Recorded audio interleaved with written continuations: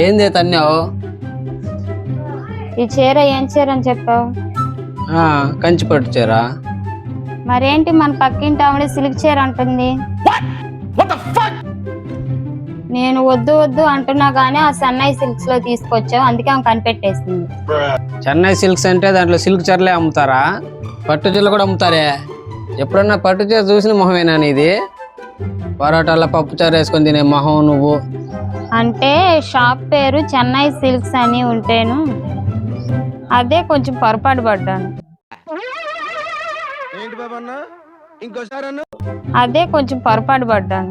నువ్వే పొరపాటు పడ్డావు, నేనే నిన్ను చేసుకుని బావిలో పడ్డా.